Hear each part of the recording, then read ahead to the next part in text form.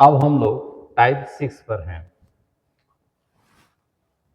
लिखा है एक दुकानदार ने जितने रुपए में मतलब रुपया दे नहीं रहा है, तो मैंने उसे एक्स मान लिया।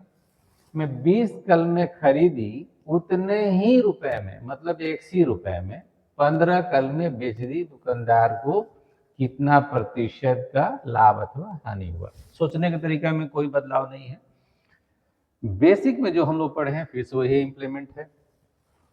तो 20 कलम ये आदमी 100 रुपया में खरीद रहा है, तो एक कलम कितने में खरीदेगा? निश्चित रूप से 100/20 में खरीदेगा। और 100 रुपया में 15 कलम वो बेच रहा है, तो एक कलम कितने में बेचेगा? 100/15 में बेचेगा। ये सेलिंग प्राइस है, ये कॉस्ट प्राइस है। सेलिंग प्राइस में से मैंने कॉस्ट प्राइस को घटा दिया लाभ या हानि जानने के लिए। तो 20 को मैंने से क्रॉस गुना किया तो 20x हो गया। यहाँ पे मैंने गुना किया 1 से तो 15x, तो 20x में से 15x गया, 5x हो गया। और 15 और 20 का डायरेक्ट मैंने गुना करवा लिया है। आप अगर एलसीएम लेके बनाना चाहते हैं तो बना सकते हैं, लेकिन आंसर दोनों का सेम ही आता है, तो एलसीएम निकालने में टाइम बर्बाद मत कीजिए। अगर आसान है तो दिमागी तौर से निकल सकता है तो निकालिए, नहीं तो ऐसे भी आप कर सकते हैं, ये भी काफ़ी आसान है। तो अगर हमसे इस क्वेश्चन में लाभ पूछता कि कितने रुपए का लाभ है, तो आंसर होता आंकड़े अपर्याप्त, चूंकि एक्स का वैल्यूएशन है नहीं। अब मुझे प्रतिशत लाभ चाहिए, तो 5x/15 गुना में 20 इस लाभ को मैंने लिखा है। गुना में करिए 100 और बटा में करिए कॉस्ट प्राइस, और कॉस्ट प्राइस है आपका x/20। तो ये 20 और ये x कट गया, फाइनल आपको मिला 5 गुना 100 और बटा में 15। ये इसका लास्ट लाइन है। तो लास्ट लाइन कैसे आ रहा है, कैसे याद कर सकते हैं, ये क्वेश्चन को दोबारा पढ़ने से पता चल जाएगा।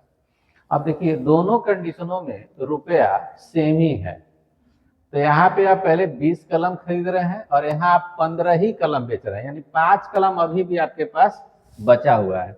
और जितना आपने पैसा लगाया था वो आपने निकाल लिया, इसका मतलब आपको प्रॉफिट हो रहा है 5 कलम का।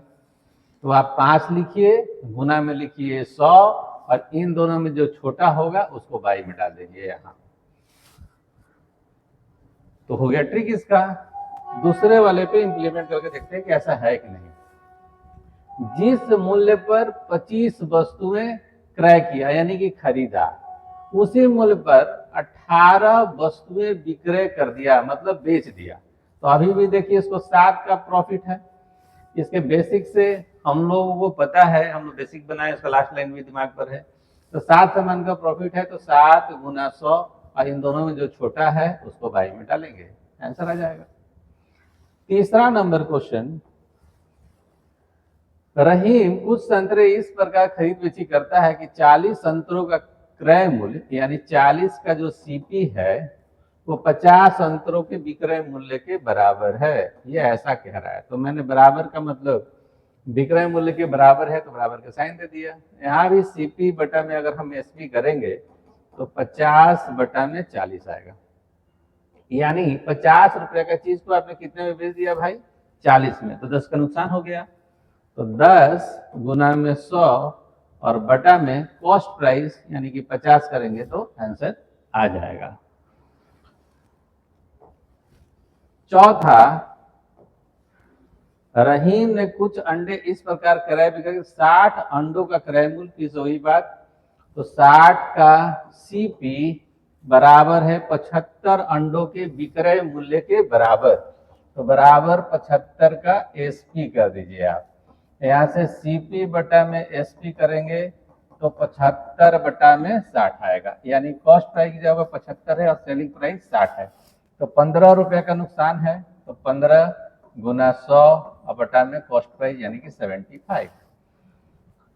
इसको सोल्व करेंगे आंसर आ जाएगा। तो उम्मीद है कि आपको ये भी चारों क्वेश्चन समझ में आया होगा। कॉम्पिटिटिव एग्जामिनेशन में एक बात पे सर्वदा फोकस कीजिए, वो है लैंग्वेज पर कमांड कीजिए। क्वेश्चन आपका बहुत स्मूथली बनेगा, बहुत आराम से बनेगा। तो अगले टाइप यानी कि 7वें टाइप में हम लोग नए वीडियो के साथ मिलेंगे, उस क्वेश्चनों को भी समझेंगे कैसे बन रहा है। तब तक आप ये इस क्वेश्चनों पर आप अच्छा खासा प्रैक्टिस करिए।